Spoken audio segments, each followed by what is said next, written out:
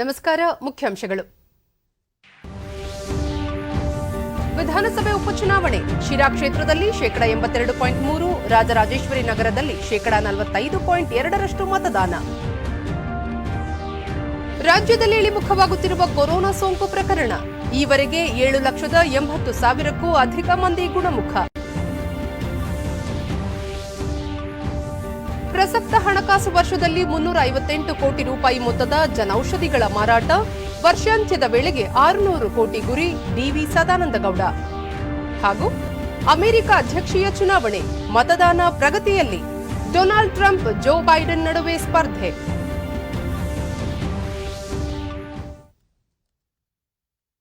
ವಾರ್ತೆಗಳ ವಿವರ. ರಾಜ್ಯದ 2 ವಿಧಾನಸಭೆ ಕ್ಷೇತ್ರಗಳಾದ ತುಮಕೂರು ಜಿಲ್ಲೆಯ ಶಿರಾ ಹಾಗೂ ಬೆಂಗಳೂರಿನ ರಾಜರಾಜೇಶ್ವರಿ ನಗರ ವಿಧಾನಸಭಾ ಕ್ಷೇತ್ರಗಳ ಉಪಚುನಾವಣೆಯ ಮತದಾನ ಪೂರ್ಣಗೊಂಡಿದೆ.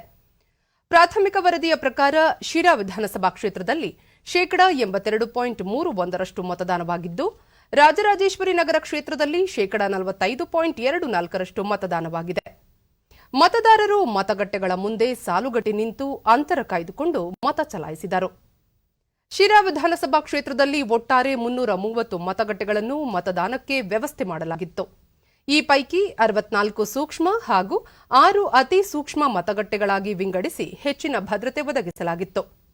ಮತಗಟ್ಟೆಗಳನ್ನು ಸ್ಯಾನಿಟೈಸ್ ಮಾಡಲಾಗಿತ್ತು. ಮತಗಟ್ಟೆಗಳ ಪ್ರವೇಶ ದ್ವಾರಗಳಲ್ಲಿ ಆಶಾ ಕಾರ್ಯಕರ್ತೆಯರು ಮತದಾರರಿಗೆ ಥರ್ಮಲ್ ಸ್ಕ್ಯಾನಿಂಗ್ ಮಾಡಿದರು. ಮತ ಚಲಾಯಿಸಲು ಆಗಮಿಸುವ ಮತದಾರರು ಮಾಸ್ಕ್ ಧರಿಸುವುದು ಕಡ್ಡಾಯವಾಗಿತ್ತು.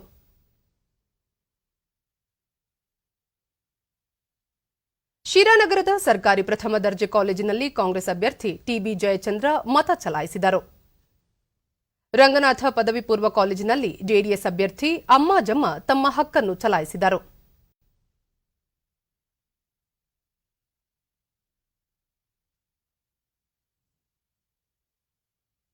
ಜೆಡಿಎಸ್ ಪಕ್ಷದಿಂದ ಶಾಸಕರಾಗಿ ಆಯ್ಕೆಯಾಗಿದ್ದ ಬಿ ಸತ್ಯನಾರಾಯಣ ಅವರ ನಿಧನದಿಂದಾಗಿ ಶಿರಾ ವಿಧಾನಸಭೆಗೆ ಉಪಚುನಾವಣೆ ನಡೆಯಿತು.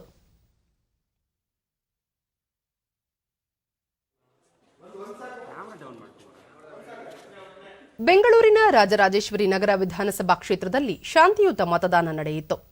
ಬೆಳಗ್ಗೆ ಕಂದಾಯ ಸಚಿವ ಆರ್ ಅಶೋಕ ಕುಟುಂಬ ಸಮೇತ ಜಾಲಹಳ್ಳಿಯ ಸೇಂಟ್ ಕ್ಲಾರೆಟ್ ಶಾಲೆಯಲ್ಲಿ ಮತದಾನ ಮಾಡಿದರು.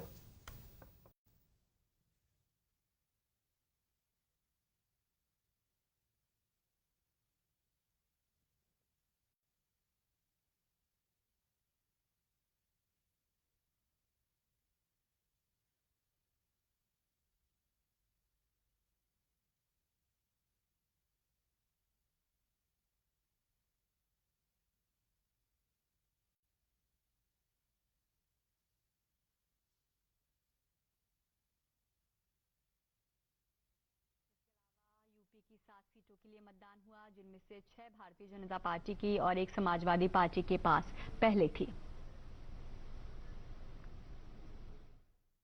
ಜ್ಞಾನ ಭಾರತಿ ವಾರ್ಡ್ನ ಜೆಎಸ್ಪಿಯು ಕಾಲೇಜಿನಲ್ಲಿ ಕಾಂಗ್ರೆಸ್ ಅಭ್ಯರ್ಥಿ ಕುಸುಮ ಮತ ಚಲಾಯಿಸಿದರು. ಜೆಡಿಎಸ್ ಅಭ್ಯರ್ಥಿ ಕೃಷ್ಣಮೂರ್ತಿ ಕುಟುಂಬಸ್ಥರೊಂದಿಗೆ ಎಚ್ಎಂಆರ್ ಇಂಟರ್ನ್ಯಾಷನಲ್ ಪಬ್ಲಿಕ್ ಶಾಲೆಯಲ್ಲಿ ಮತ ಚಲಾಯಿಸಿದರು. ಡಿಡಿ ನ್ಯೂಸ್ನೊಂದಿಗೆ ಮತದಾರ ದೀಪಕ್, ಈ ರೀತಿಯ ಮತದಾನ ಹೊಸ ಅನುಭವ ಎಂದರು. ಇನ್ನೋರ್ವ ಮತದಾರರಾದ ರಶ್ಮಿ, ಎಲ್ಲ ರೀತಿಯ ಮುನ್ನೆಚ್ಚರಿಕಾ ಕ್ರಮಗಳನ್ನು ಕೈಗೊಳ್ಳಲಾಗಿತ್ತು ಎಂದರು. ರಾಜ್ಯದ 2 ವಿಧಾನಸಭಾ ಕ್ಷೇತ್ರಗಳು ಸೇರಿದಂತೆ ದೇಶದ 10 ರಾಜ್ಯಗಳ 54 ವಿಧಾನಸಭಾ ಕ್ಷೇತ್ರಗಳಲ್ಲಿ ಇಂದು ಉಪಚುನಾವಣೆ ನಡೆಯಿತು. ಮಧ್ಯಪ್ರದೇಶ, ಉತ್ತರ ಪ್ರದೇಶ, ಗುಜರಾತ್ ಸೇರಿದಂತೆ 10 ರಾಜ್ಯಗಳಲ್ಲಿ ಮತದಾನ ಪ್ರಕ್ರಿಯೆ ಸುಗಮವಾಗಿ ಸಾಗಿತು. ಕೋವಿಡ್ ಹಿನ್ನೆಲೆಯಲ್ಲಿ ವ್ಯಾಪಕ ಮುನ್ನೆಚ್ಚರಿಕೆ ಹಾಗೂ ಸುರಕ್ಷತಾ ಕ್ರಮಗಳೊಂದಿಗೆ ಮತದಾನ ನಡೆಯಿತು. ಮಧ್ಯಪ್ರದೇಶದಲ್ಲಿ 28 ಕ್ಷೇತ್ರಗಳು, ಗುಜರಾತ್ನಲ್ಲಿ 8 ಮತ್ತು ಉತ್ತರ ಪ್ರದೇಶದಲ್ಲಿ 7, ಜಾರ್ಖಂಡ್, ಒಡಿಶಾ, ನಾಗಾಲ್ಯಾಂಡ್, ಕರ್ನಾಟಕದಲ್ಲಿ ತಲಾ 2, ಛತ್ತೀಸ್ಗಢ, ತೆಲಂಗಾಣ ಹಾಗೂ ಹರಿಯಾಣದಲ್ಲಿ ತಲಾ 1 ಕ್ಷೇತ್ರಕ್ಕೆ ಮತದಾನ ನಡೆಯಿತು. ಕೇಂದ್ರ ಸಚಿವ ನರೇಂದ್ರ ಸಿಂಗ್ ತೋಮರ್ ಮಧ್ಯಪ್ರದೇಶದಲ್ಲಿ ಮತದಾನ ಮಾಡಿದರು.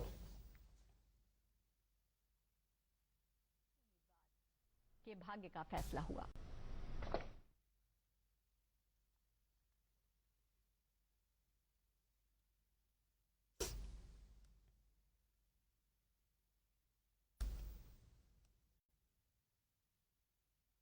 ಬಿಹಾರ ವಿಧಾನಸಭೆಯ 2ನೇ ಹಂತದ ಚುನಾವಣೆಯ ಮತದಾನ ಬಹುತೇಕ ಶಾಂತಿಯುತವಾಗಿ ಕೊನೆಗೊಂಡಿದೆ.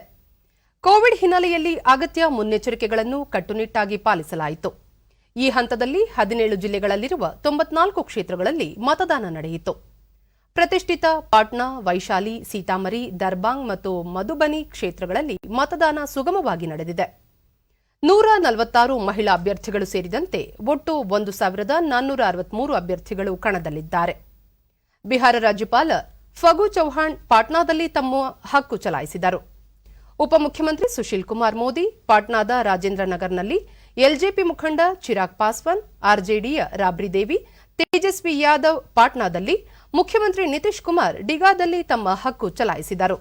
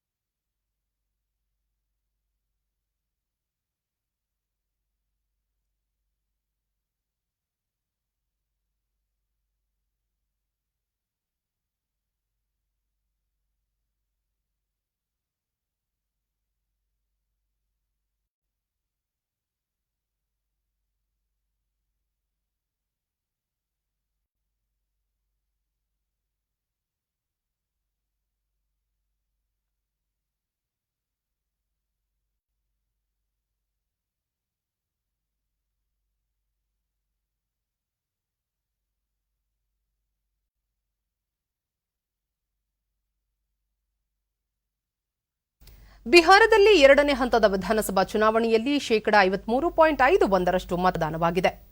ದೆಹಲಿಯಲ್ಲಿಂದು ಕೇಂದ್ರ ಉಪಚುನಾವಣಾ ಆಯುಕ್ತ ಉಮೇಶ್ ಸಿನ್ಹಾ ಮೊದಲ ಮತ್ತು 2ನೇ ಹಂತದ ಎರಡೂ ಚುನಾವಣೆಯಲ್ಲಿ ಸರಾಸರಿ 53.79% ಮತದಾನವಾಗಿದೆ.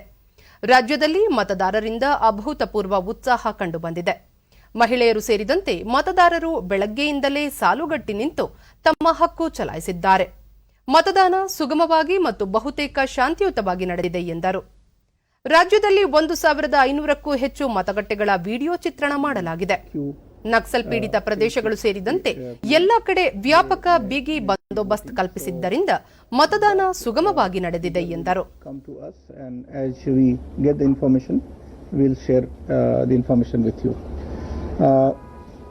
Elections were conducted in a peaceful manner across 94 assembly constituencies in 17 districts of Bihar.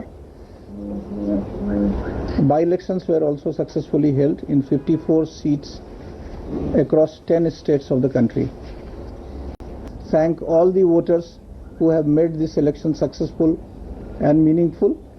My special thanks to our senior citizens, persons with disabilities, women for coming out in large number, undeterred by the difficulties or the personal circumstances. My sincere thanks to all the security personnel from CPF, police and others who have accomplished this strenuous task of maintaining law and order, confidence among the voters. ರಾಷ್ಟ್ರೀಯ ಅನ್ವಯಿಕ ಆರ್ಥಿಕ ಸಂಶೋಧನಾ ಮಂಡಳಿ ವರದಿಯನ್ನು ಕೇಂದ್ರ ಭೂ ವಿಜ್ಞಾನಗಳ ಖಾತೆ ಸಚಿವ ಡಾ ಹರ್ಷವರ್ಧನ್ ದೆಹಲಿಯಲ್ಲಿಂದು ಬಿಡುಗಡೆ ಮಾಡಿದರು. ಮುಂಗಾರು ಮಿಷನ್ ಮತ್ತು ಅಧಿಕ ಕಾರ್ಯಕ್ಷಮತೆ, ಕಂಪ್ಯೂಟಿಂಗ್ ಸೌಲಭ್ಯಗಳಲ್ಲಿ ಹೂಡಿಕೆಯ ಆರ್ಥಿಕ ಪ್ರಯೋಜನಗಳ ಕುರಿತ ಅಂದಾಜನ್ನು ಈ ವರದಿ ಒಳಗೊಂಡಿದೆ ಎಂದು ಅವರು ಈ ಸಂದರ್ಭದಲ್ಲಿ ಹೇಳಿದ್ದಾರೆ. 1956ರಲ್ಲಿ ಸ್ಥಾಪನೆಯಾದ ಮಂಡಳಿ 6 ದಶಕಗಳಿಂದ ಆರ್ಥಿಕ ನೀತಿ ಸಂಶೋಧನೆಯಲ್ಲಿ ತೊಡಗಿದೆ. ಆ ಮೂಲಕ ಜನರ ಜೀವನವನ್ನು ಉತ್ತಮಗೊಳಿಸುವತ್ತ ಶ್ರಮಿಸುತ್ತಿದೆ ಎಂದರು.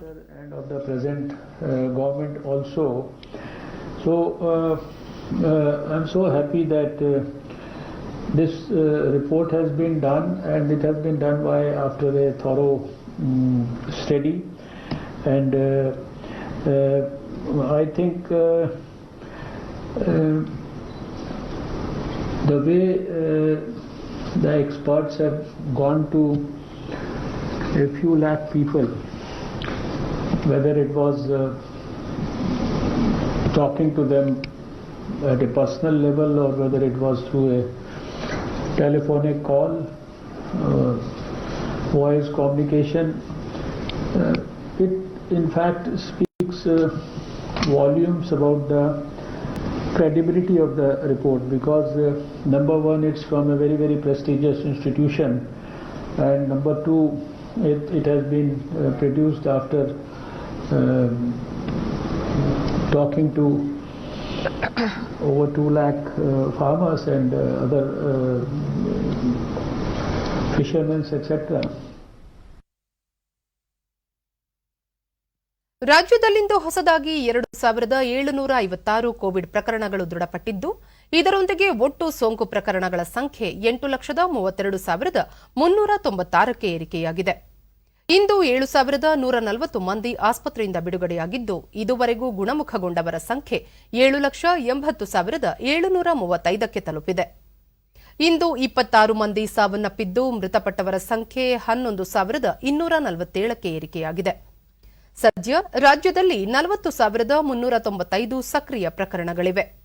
932 ಮಂದಿ ರಾಜ್ಯದ ವಿವಿಧ ಆಸ್ಪತ್ರೆಗಳಲ್ಲಿ ತೀವ್ರ ನಿಗಾ ಘಟಕದಲ್ಲಿ ಚಿಕಿತ್ಸೆ ಪಡೆಯುತ್ತಿದ್ದಾರೆ.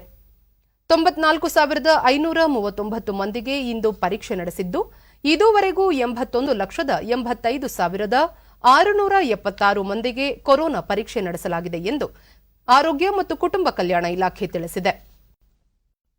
ಬೆಂಗಳೂರಿನಲ್ಲಿ 1,479 ಮಂದಿಗೆ ಸೋಂಕು ತಗುಲಿದ್ದು, ಒಟ್ಟು ಸೋಂಕು ಪ್ರಕರಣಗಳ ಸಂಖ್ಯೆ 3,41,554ಕ್ಕೆ ಏರಿಕೆಯಾಗಿದೆ. ಇಂದು 4,868 ಮಂದಿ ಆಸ್ಪತ್ರೆಯಿಂದ ಬಿಡುಗಡೆಯಾಗಿದ್ದು, ಇದುವರೆಗೂ ಗುಣಮುಖಗೊಂಡವರ ಸಂಖ್ಯೆ 3,14,956ಕ್ಕೆ ಏರಿಕೆಯಾಗಿದೆ. ಸದ್ಯ 22,696 ಸಕ್ರಿಯ ಪ್ರಕರಣಗಳಿವೆ. ಬೆಂಗಳೂರಿನಲ್ಲಿ 13 ಮಂದಿ ಮೃತಪಟ್ಟಿರುವುದು ಸೇರಿದಂತೆ ಒಟ್ಟಾರೆ 3,901 ಮಂದಿ ಸಾವನ್ನಪ್ಪಿದ್ದಾರೆ. ವಿವಿಧ ಜಿಲ್ಲೆಗಳಲ್ಲಿ ವರದಿಯಾಗಿರುವ ಪ್ರಕರಣಗಳ ವಿವರ ಇಂತಿದೆ.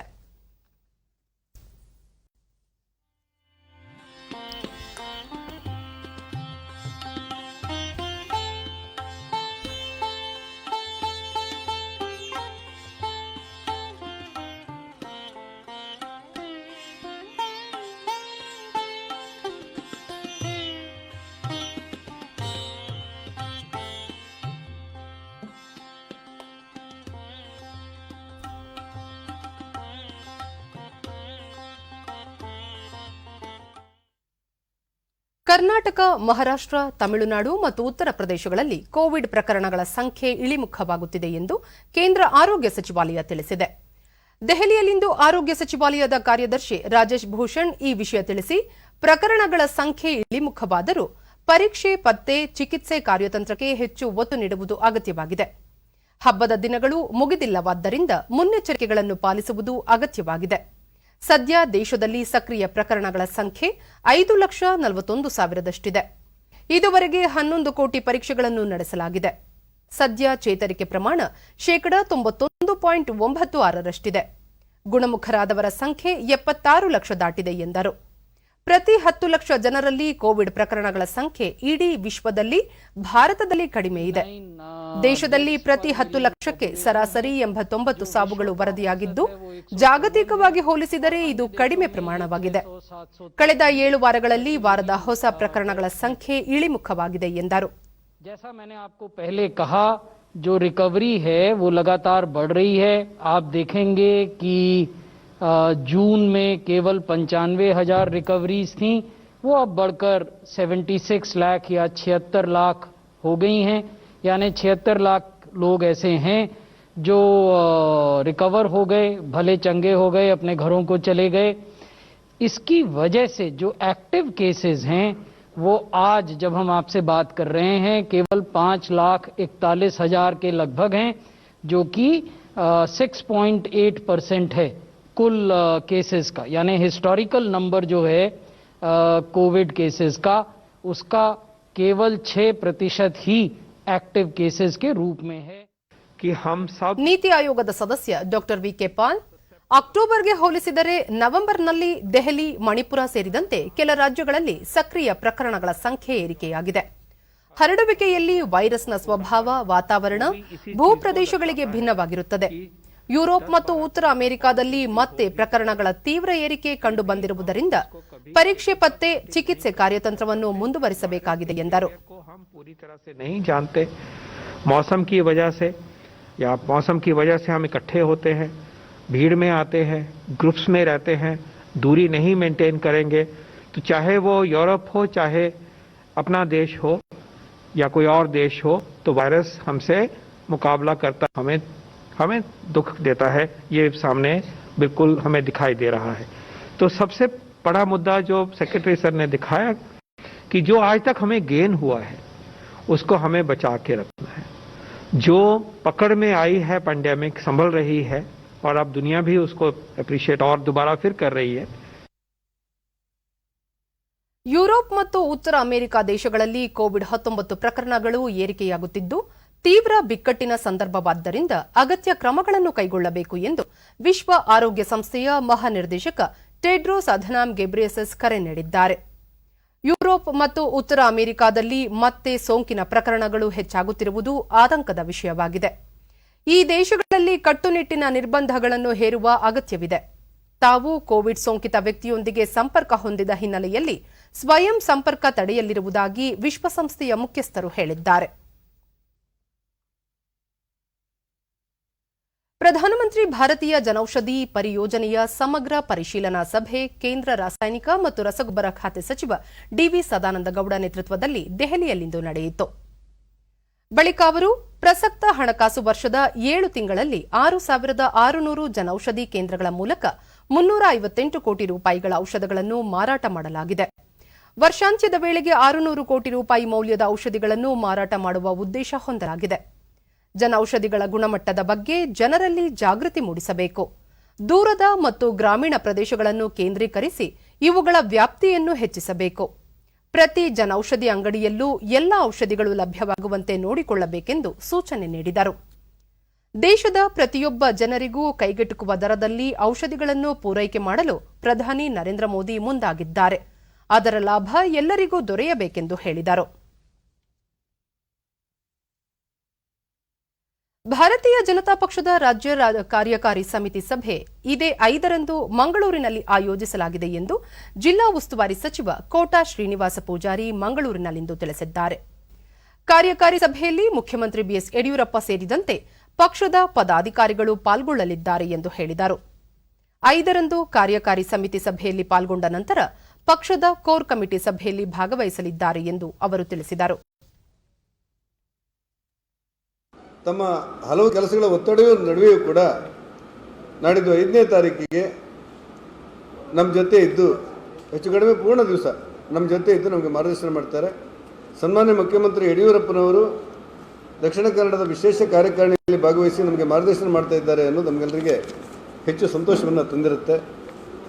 ನಾಡಿದ್ದಿನ ಕಾರ್ಯಕಾರಿಣಿಯಲ್ಲಿ ತೆಗೆದುಕೊಳ್ಳುವಂಥ ಪಾರ್ಟಿಯ ಒಟ್ಟು ಸಂಘಟನಾತ್ಮಕವಾದಂಥ ನಿರ್ಧಾರಗಳು, ಮಾರ್ಗಸೂಚಿ, ಮಹತ್ವಪೂರ್ಣವಾದ ಯೋಚನೆಗಳು ಮತ್ತು ಕೇಂದ್ರ ಮತ್ತು ರಾಜ್ಯ ಸರ್ಕಾರದ ಸಾಧನೆಯ ವಿವರಗಳು, ರಾಷ್ಟ್ರೀಯತೆಯ ವಿಚಾರಗಳಿಗೆ ಸಂಬಂಧಪಟ್ಟಂತೆ ತೆಗೆದುಕೊಳ್ಳುವಂಥ ಒಟ್ಟಾರೆ ಕಾರ್ಯಕ್ರಮಗಳು. ಈ ಕಾರ್ಯಕ್ರಮ ರಾಜ್ಯಕ್ಕೆ ಮತ್ತು ದೇಶಕ್ಕೆ ಹೊಸ ಒಂದು ಸಂದೇಶಗಳನ್ನು ಕೊಡುತ್ತೆ ಅಂತ ನಾವೆಲ್ಲ ಭಾವಿಸಿದ್ದೇವೆ. ಮತ್ತು ನಾಡಿದ್ದಿನ ಕಾರ್ಯಕಾರಿಣಿ ಮೂಲಕ ಮುಂಬರುವ ಚುನಾವಣೆಯಲ್ಲಿ ಗ್ರಾಮ ಪಂಚಾಯಿತು, ತಾಲೂಕು ಪಂಚಾಯಿತು, ಜಿಲ್ಲಾ ಪಂಚಾಯತಿನ ಒಟ್ಟಾರೆ ಸ್ಥಳೀಯಾಡಳಿತ ಚುನಾವಣೆ ಬಿಜೆಪಿಯ ವಿಜಯಿ ಯಾತ್ರೆಗೆ ಮುನ್ನುಡಿಯನ್ನು ಬರೆಯುತ್ತೆ ಅಂತ ನಾವೆಲ್ಲ ಭಾವಿಸಿದ್ದೆವು. ಕೋವಿಡ್-19 ಸಾಂಕ್ರಾಮಿಕದಿಂದಾಗಿ ಸಂಕಷ್ಟಕ್ಕೆ ಸಿಲುಕಿರುವ ಸುಡಾನ್ಗೆ ಆಹಾರ ಪೂರೈಕೆಯ ನೆರವು ನೀಡುವ ಮಿಷನ್ ಸಾಗರ್ 2 ಯೋಜನೆಯಡಿ ಭಾರತೀಯ ನೌಕೆ ಐರಾವತ ಸುಡಾನ್ ತಲುಪಿದೆ. ಈ ನೌಕೆ ಸುಡಾನ್ ಜನರಿಗೆ 100 ಟನ್ ಆಹಾರ ಪದಾರ್ಥಗಳನ್ನು ಹೊತ್ತೊಯ್ದಿದೆ. ಮಿಷನ್ ಸಾಗರ್ ಅಡಿಯಲ್ಲಿ ಕೇಂದ್ರ ಸರ್ಕಾರ ಕಳೆದ ಮೇ ಜೂನ್ ತಿಂಗಳಿನಿಂದೀಚೆಗೆ ಮಾಲ್ಡೀವ್ಸ್, ಮಡಗಾಸ್ಕರ್ ಸೇರಿದಂತೆ ಹಲವು ದೇಶಗಳಿಗೆ ಆಹಾರ, ವೈದ್ಯಕೀಯ ನೆರವನ್ನು ಒದಗಿಸಿದೆ. ಅದೇ ರೀತಿ ಸುಡಾನ್, ದಕ್ಷಿಣ ಸುಡಾನ್ ಮತ್ತಿತರ ದೇಶಗಳಿಗೂ ಸಹ ನೆರವಿನ ಹಸ್ತ ಚಾಚಿದೆ.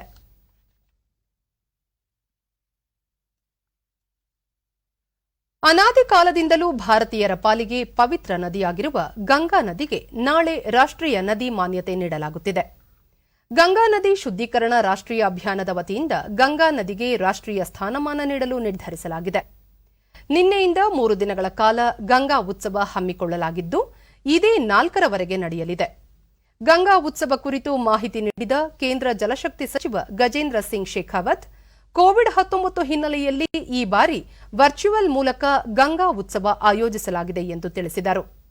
ಗಂಗಾ ನದಿಯ ವೈಭವವನ್ನು ಪ್ರಚುರಪಡಿಸುವ ಉದ್ದೇಶದಿಂದ ಪ್ರತಿ ವರ್ಷ ಗಂಗಾ ಉತ್ಸವವನ್ನು ಆಚರಿಸಲಾಗುತ್ತಿದೆ.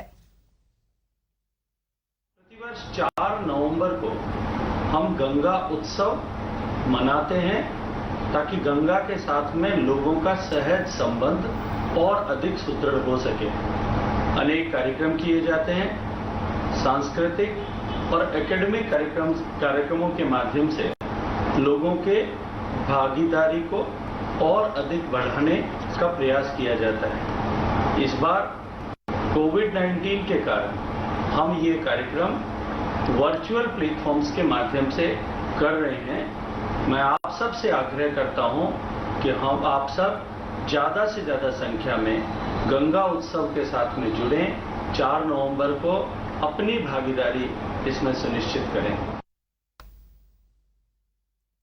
ಶಿವಮೊಗ್ಗ ಜಿಲ್ಲೆಯ ವಿವಿಧ ಕೆರೆಗಳಿಗೆ ಮೀನು ಮರಿಗಳನ್ನು ಬಿಡುವ ಕಾರ್ಯ ಆರಂಭವಾಗಿದೆ. ಈ ಮೂಲಕ ಕೊರೋನಾದ ಸಂಕಷ್ಟ ಸಮಯದಲ್ಲಿ ಮೀನುಗಾರರಿಗೆ ಅನುಕೂಲ ಮಾಡಿಕೊಡಲು ಸರ್ಕಾರ ಮುಂದಾಗಿದೆ.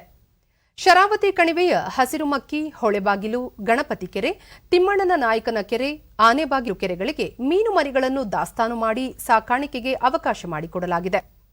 ಶಾಸಕ ಹರತಾಳು ಹಾಲಪ್ಪ, ಜಿಲ್ಲೆಯಲ್ಲಿ 50 ಲಕ್ಷಕ್ಕೂ ಅಧಿಕ ಮೀನು ಮರಿಗಳನ್ನು ವಿವಿಧ ಕೆರೆಗಳಿಗೆ ಬಿಡಲಾಗುತ್ತಿದೆ. ಇದರಲ್ಲಿ ಶರಾವತಿ ಹಿನ್ನೀರಿನ ಪ್ರದೇಶದಲ್ಲಿ 5 ಲಕ್ಷ ಮರಿಗಳನ್ನು ಬಿಡಲಾಗುತ್ತಿದೆ ಎಂದು ಹೇಳಿದರು. ಮರಿಗಳನ್ನು ಗಣಪತಿ ಕೆರೆಗೆ ಬಿಡುತ್ತಾರೆ. ತಮ್ಮೆದುರಿಗೆ ಹೀಗೆ ಒಂದಿಷ್ಟು ವರ್ಷ ಬಿಡ್ತಾರೆ. ಈ ವರ್ಷ ಸಂಖ್ಯೆ ಹೆಚ್ಚು ಮಾಡಿದ್ದೇವೆ. ಈ ವರ್ಷ ಡ್ಯಾಮ್ ತುಂಬಿದೆ, ಆ ಕಾರಣಕ್ಕೆ ಹೆಚ್ಚು ಬಿಡ್ತಾ ಇದ್ದಾರೆ. ಈಗಾಗಲೇ ಬೇರೆ ಬೇರೆ ಡ್ಯಾಮ್ಗಳಲ್ಲಿ ಬಿಟ್ಟಿದ್ದನ್ನು ಕೇಳ್ಪಟ್ಟಿದ್ದೀವಿ. ಇದನ್ನ ಈ ಸರಿ ಬಿಡುವಾಗ ಲಾಂಚ್ನವ್ರಿಗೆ ಹೇಳ್ತೀವಿ, ಲಾಂಚ್ ಮೇಲೆ ಹೋಗಿ ಮಧ್ಯೆ ಹೊಳೆಯಲ್ಲಿ ಬಿಡಬೇಕು ಅಂತ ಹೇಳಿದ್ದೇನೆ. ಹೋದ ಸರಿಯಿಂದ ಹಾಗೆ ಮಾಡಿದ್ದೀವಿ. ಮುಂಚೆ ಎಲ್ಲ ಒಂದು ಕಾರ್ನರೇ ಬಿಡೋದು. ಮನೋರಂಜನೆಗೆ ಮುಂದಿನ ದಿನದಲ್ಲಿ ಈಗ ಮುಂದೆ ಒಂದು ಪ್ರದರ್ಶನಕ್ಕೆ ಮೀನುಗಳನ್ನು ಕೂಡ ಇಲ್ಲಿ ಬಿಡಲಾಗ್ತದೆ. ಮೀನುಗಾರಿಕೆ ಇಲಾಖೆ ಸಹಾಯಕ ಕೃಷಿ ನಿರ್ದೇಶಕ ಪ್ರಶಾಂತ್ ವರ್ಣಿಕರ್ 2020-21ನೇ ಸಾಲಿನಲ್ಲಿ ಸಾಗರ ಸೇರಿದಂತೆ ಶಿವಮೊಗ್ಗ ಜಿಲ್ಲೆಯಲ್ಲಿ 50 ಲಕ್ಷ ಮೀನು ಮರಿಗಳನ್ನು ಬಿಡಲಾಗುತ್ತಿದೆ ಎಂದು ಹೇಳಿದರು. ಹಾಗೂ ಇಕ್ಕೇರಿ ಕೆರೆಗಳಲ್ಲಿ ಮೀನು ಮರಿ ದಾಸ್ತಾನು ಮಾಡುವ ಕಾರ್ಯಕ್ರಮಗಳನ್ನು ಹೊಂದಿಕೊಂಡಿರುತ್ತೇವೆ. ಈ ಒಂದು ಮೀನು ಮರಿ ಬಿತ್ತನೆ ಕಾರ್ಯಕ್ರಮದಿಂದ ಈ ಒಂದು ಕೊರೋನಾ ಸಂಕಷ್ಟ ಸಮಯದಲ್ಲಿ ಮೀನು ಮರಿ ಬಿಡೋದ್ರಿಂದ ಮೀನುಗಾರರಿಗೆ ಹೆಚ್ಚಿನ ಆದಾಯ ನಿರೀಕ್ಷೆಯನ್ನು ಇಟ್ಟುಕೊಂಡು ಈ ಒಂದು ಮೀನು ಮರಿ ಬಿಡುವ ಕಾರ್ಯಕ್ರಮವನ್ನು ಇಟ್ಕೊಂಡಿದ್ದೇವೆ. ಈಗ ಕೊರೋನಾ ಹಿನ್ನೆಲೆಯಲ್ಲಿ ಮೀನುಗಾರರ ಸಹಕಾರ ಸಂಘದ ಅಧ್ಯಕ್ಷ ಹಂಜಾ, ಕೊರೋನಾ ಸಂಕಷ್ಟದ ಸಮಯದಲ್ಲೂ ಮೀನುಗಾರರಿಗೆ ಅವಕಾಶ ಮಾಡಿಕೊಟ್ಟಿರುವುದು ಅನುಕೂಲವಾಗಿದೆ ಎಂದು ಹೇಳಿದರು. ಆನೆಬಾಗಿಲು ಕೆರೆ ಹಾಗೂ ಇಕ್ಕೇರಿ ಕೆರೆ ಹಾಗೂ ಲಿಂಗನಮಕ್ಕಿ ಜಲಾಶಯಕ್ಕೆ ಮೀನುಗಳನ್ನು ಬಿಟ್ಟು ಮೀನುಗಾರರಿಗೆ ಒಳ್ಳೆ ಸವಲತ್ತು ಮಾಡಿಕೊಡ್ತಿದ್ದಾರೆ. ಇದರಿಂದ ಮೀನುಗಾರರು ಬದುಕಿಗೆ ಒಂದು ಜೀವನ ಆಧಾರವಾಗಿರುತ್ತೆ. ಬಂಗಾಳಕೊಲ್ಲಿ ತೀರದ ವಿಶಾಖಪಟ್ಟಣಂ ಕರಾವಳಿ ನೆಲೆಯ ಮಲಬಾರ್ ತೀರ ಪ್ರದೇಶದಲ್ಲಿ ಭಾರತ, ಜಪಾನ್, ಅಮೆರಿಕ ಮತ್ತು ಆಸ್ಟ್ರೇಲಿಯಾ ದೇಶಗಳು ಜಂಟಿಯಾಗಿ ಇಂದಿನಿಂದ ಸಮರಾಭ್ಯಾಸ ಆರಂಭಿಸಿವೆ. 2 ಹಂತಗಳಲ್ಲಿ ನಡೆಯುವ ಸಮರಾಭ್ಯಾಸದ ಮೊದಲನೇ ಹಂತ ಇಂದಿನಿಂದ ಆರಂಭವಾಗಿದ್ದು ಇದೇ 6ರವರೆಗೆ ಮುಂದುವರಿಯಲಿದೆ. ಇದೇ ಮೊದಲ ಬಾರಿಗೆ 4 ರಾಷ್ಟ್ರಗಳು ಒಟ್ಟಾಗಿ ಅಭ್ಯಾಸ ನಡೆಸುತ್ತಿರುವುದು ವಿಶೇಷವಾಗಿದ್ದು ನೌಕಾಪಡೆಗಳು ಸಹ ಭಾಗಿಯಾಗುತ್ತಿವೆ. 2ನೇ ಹಂತದ ಸಮರಾಭ್ಯಾಸ ಇದೇ ತಿಂಗಳ ಮಧ್ಯಂತರದಲ್ಲಿ ನಡೆಯಲಿದೆ. ದೇಶದ ಆರ್ಥಿಕತೆ ಚೇತರಿಕೆ ಹಾದಿಯಲ್ಲಿ ಸಾಗುತ್ತಿದೆ ಎಂದು ಬಿಜೆಪಿ ಸಂತಸ ವ್ಯಕ್ತಪಡಿಸಿದೆ. ದೆಹಲಿಯಲ್ಲಿಂದು ಪಕ್ಷದ ವಕ್ತಾರ ಗೋಪಾಲಕೃಷ್ಣ ಅಗರ್ವಾಲ್, ಕಳೆದ ಅಕ್ಟೋಬರ್ನಲ್ಲಿ ದಾಖಲೆಯ 1,05,000 ಕೋಟಿ ರೂಪಾಯಿ ಜಿಎಸ್ಟಿ ಸಂಗ್ರಹವಾಗಿದೆ. ದೇಶದ ಉತ್ಪಾದನೆ ಮತ್ತು ಸೇವಾ ವಲಯಗಳಲ್ಲಿ ಆರ್ಥಿಕತೆ ಏರಿಳಿತದ ದಿಕ್ಸೂಚಿ ಒದಗಿಸುವ ಪಿಎಂಐ ಸೂಚ್ಯಂಕ ಕಳೆದ ಅಕ್ಟೋಬರ್ನಲ್ಲಿ 58.9ರಷ್ಟಿದೆ. ಇದು 13 ವರ್ಷಗಳಲ್ಲೇ ಅತ್ಯಧಿಕ ಪ್ರಮಾಣವಾಗಿದೆ. ವಾಹನೋದ್ಯಮ ಹೆಚ್ಚು ಪ್ರಗತಿ ಕಂಡಿದೆ. ಕಾರುಗಳು ಮತ್ತು ದ್ವಿಚಕ್ರ ವಾಹನಗಳು ಹೆಚ್ಚಿನ ಸಂಖ್ಯೆಯಲ್ಲಿ ಮಾರಾಟವಾಗಿವೆ. ಹಾಗೆಯೇ ಖಾಸಗಿ ಕಂಪನಿಗಳು ತ್ರೈಮಾಸಿಕ ಫಲಿತಾಂಶಗಳಲ್ಲಿ ಉತ್ತಮ ಲಾಭ ತೋರಿವೆ ಎಂದರು. ಎಲ್ಲ ಸಚಿವಾಲಯಗಳು ಮತ್ತು ಇಲಾಖೆಗಳ ಸಮನ್ವಯತೆ ಹಾಗೂ ಶ್ರಮದಿಂದ ಉತ್ಪಾದನಾ ವಲಯ ಗಣನೀಯ ಪ್ರಗತಿ ಸಾಧಿಸುತ್ತಿರುವುದು ಸಂತಸದ ವಿಷಯವಾಗಿದೆ ಎಂದು ಅವರು ಹೇಳಿದ್ದಾರೆ. कई सेक्टर्स बहुत अच्छी तरह से प्रगति अभी वर्तमान में कर रहे हैं. कुछ पिछले 2-3 महीने में उसमें ऑटोमोबाइल सेक्टर्स की कार सेल्स और 2 व्हीलर सेल्स की फिगर्स अगर हम देखें तो वह मारुति और हुंडई कार ने जो रिलीज किया है वो उनने कहा ऑल टाइम हाई है।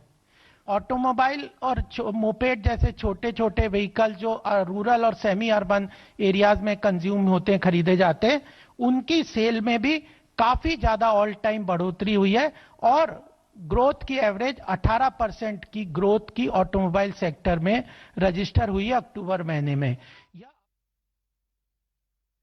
ಕೋವಿಡ್ ಪರಿಸ್ಥಿತಿಯ ಲಾಭವನ್ನು ದುರುಪಯೋಗಪಡಿಸಿಕೊಂಡು ಪಾಕಿಸ್ತಾನ ಗಡಿಯಂಚಿನ ಭಯೋತ್ಪಾದನೆಯಲ್ಲಿ ನಿರತವಾಗಿದೆ ಎಂದು ಭಾರತ ಟೀಕಿಸಿದೆ.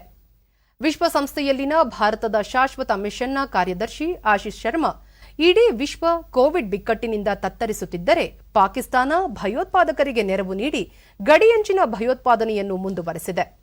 ಕೋವಿಡ್ ಪರಿಸ್ಥಿತಿಯ ಲಾಭ ಪಡೆದು ಭಯೋತ್ಪಾದಕ ಚಟುವಟಿಕೆಗಳಿಗೆ ಇನ್ನಷ್ಟು ಕುಮ್ಮಕ್ಕು ನೀಡುತ್ತಿದೆ. ಅಲ್ಲದೆ ಧಾರ್ಮಿಕ ವಿಷಯದಲ್ಲಿ ಜನರ ಮಧ್ಯೆ ವಿರಸ ಮೂಡಿಸುವ ಪ್ರಯತ್ನ ಮಾಡುತ್ತಿದೆ ಎಂದು ಟೀಕಿಸಿದ್ದಾರೆ. We call on Pakistan to practice coexistence in their own country and eschew all sectarian violence, discrimination and intolerance against their own people. Pakistan ವಿಯೆನ್ನಾದಲ್ಲಿ ನಡೆದ ಭಯೋತ್ಪಾದಕ ದಾಳಿಗಳ ಕುರಿತು ಪ್ರಧಾನಿ ನರೇಂದ್ರ ಮೋದಿ ದಿಗ್ಭ್ರಮೆ ಮತ್ತು ದುಃಖ ವ್ಯಕ್ತಪಡಿಸಿದ್ದಾರೆ. ದುರಂತದ ಈ ಸಮಯದಲ್ಲಿ ಆಸ್ಟ್ರಿಯಾದೊಂದಿಗೆ ಭಾರತ ನಿಲ್ಲುತ್ತದೆ. ದಾಳಿಯಲ್ಲಿ ಸಾವನ್ನಪ್ಪಿದವರ ಕುಟುಂಬಗಳಿಗೆ ಸಂತಾಪ ಸೂಚಿಸುತ್ತಿರುವುದಾಗಿ ಪ್ರಧಾನಿ ತಿಳಿಸಿದ್ದಾರೆ. ಆಸ್ಟ್ರಿಯಾ ರಾಜಧಾನಿ ವಿಯೆನ್ನಾದ 6 ಕಡೆ ನಿನ್ನೆ ನಡೆದ ಭಯೋತ್ಪಾದಕ ದಾಳಿಯಲ್ಲಿ 3 ಮೃತಪಟ್ಟಿದ್ದರು.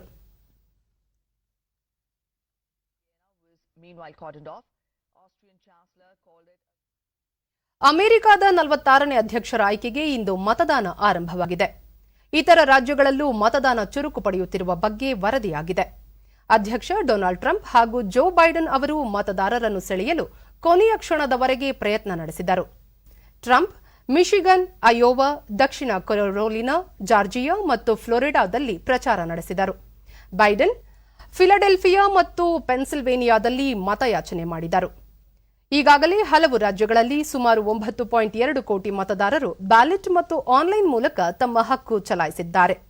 ಇಂದು ಮತದಾನ ಮುಕ್ತಾಯದ ನಂತರ ಎಲ್ಲ ರಾಜ್ಯಗಳ ಮತ ಎಣಿಕೆ ಕೈಗೆತ್ತಿಕೊಳ್ಳಲಾಗುವುದು. ಆ ನಂತರ ಅಂತಿಮ ಫಲಿತಾಂಶ ಪ್ರಕಟಿಸಲಾಗುವುದು. ರಂಗಭೂಮಿ, ಕಿರುತೆರೆ, ಚಲನಚಿತ್ರ, ಸಾಹಿತ್ಯ ಕ್ಷೇತ್ರಗಳಲ್ಲಿ ತೊಡಗಿಸಿಕೊಂಡಿದ್ದ ಹಿರಿಯ ನಟ ಎಚ್.ಜಿ. ಸೋಮಶೇಖರ್ ರಾವ್ ಇಂದು ನಿಧನರಾಗಿದ್ದಾರೆ. ಅವರಿಗೆ 86 ವರ್ಷ ವಯಸ್ಸಾಗಿತ್ತು. 1981ರಲ್ಲಿ ಟಿಎಸ್ ರಂಗ ನಿರ್ದೇಶನದ ಸಾವಿತ್ರಿ ಚಿತ್ರದ ಮೂಲಕ ಸೋಮಶೇಖರ್ ಚಿತ್ರರಂಗ ಪ್ರವೇಶಿಸಿದರು. ರವಿ ಅವರ ನಿರ್ದೇಶನದ ಮಿಥಿಲೆಯ ಸೀತೆಯರು ಚಿತ್ರದ ಅಭಿನಯ ಇವರ ಜನಪ್ರಿಯತೆ ಹೆಚ್ಚಿಸಿ ಚಿತ್ರರಂಗದಲ್ಲಿ ಗುರುತಿಸಿಕೊಳ್ಳುವಂತೆ ಮಾಡಿತು. ಹರಕೆಯ ಕುರಿ ಚಿತ್ರದ ಅಭಿನಯಕ್ಕಾಗಿ 1992-93ರ ಸಾಲಿನ ರಾಜ್ಯ ಸರ್ಕಾರದ ಅತ್ಯುತ್ತಮ ಪೋಷಕ ನಟ ಪ್ರಶಸ್ತಿಯೂ ಲಭಿಸಿತ್ತು. ಕೆನರಾ ಬ್ಯಾಂಕ್ನಲ್ಲಿ ಉನ್ನತ ಅಧಿಕಾರಿಯಾಗಿ ನಿವೃತ್ತರಾಗಿದ್ದ ಸೋಮಶೇಖರ್ ರಾವ್ ಅವರು ರಂಗಭೂಮಿಯಲ್ಲಿ ತಮ್ಮನ್ನ ಸಂಪೂರ್ಣವಾಗಿ ತೊಡಗಿಸಿಕೊಂಡಿದ್ದರು. ಚಿತ್ರರಂಗದ ಅನೇಕ ಗಣ್ಯರು ಸೋಮಶೇಖರ್ ರಾವ್ ಅವರ ನಿಧನಕ್ಕೆ ಶೋಕ ವ್ಯಕ್ತಪಡಿಸಿದ್ದಾರೆ. ಕೊನೆಯಲ್ಲಿ ಮತ್ತೊಮ್ಮೆ ಮುಖ್ಯಾಂಶಗಳು. ವಿಧಾನಸಭೆ ಉಪಚುನಾವಣೆ ಶಿರಾ ಕ್ಷೇತ್ರದಲ್ಲಿ 82.3%, ರಾಜರಾಜೇಶ್ವರಿ ನಗರದಲ್ಲಿ 45.2% ಮತದಾನ. ರಾಜ್ಯದಲ್ಲಿ ಇಳಿಮುಖವಾಗುತ್ತಿರುವ ಕೊರೋನಾ ಸೋಂಕು ಪ್ರಕರಣ, ಈವರೆಗೆ 7,80,000ಕ್ಕೂ ಅಧಿಕ ಮಂದಿ ಗುಣಮುಖ.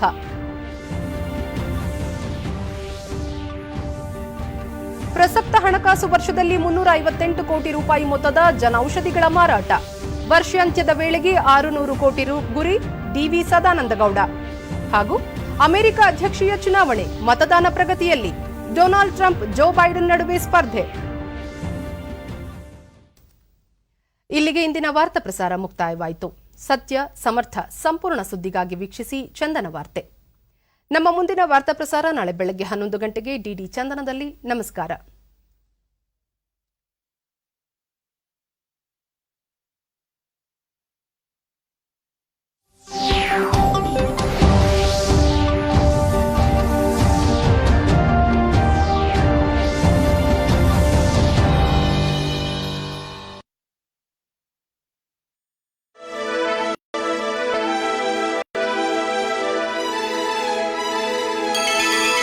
ಬಾರಿಸು ಕನ್ನಡ ಡಿಂಡಿಮವ, ದೂರದರ್ಶನ ಚಂದನ.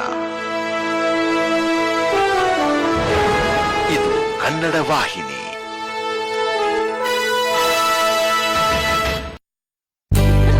ಡೆಸರ್ಟ್ ಬಂತು ಆದ್ರೆ ನಮ್ಮ ಚಾಂಪಿಯನ್ ಇನ್ನೂ ಬಂದಿಲ್ಲ. ಬಿಲ್ ತುಂಬಿಸೋ ಮೊದಲು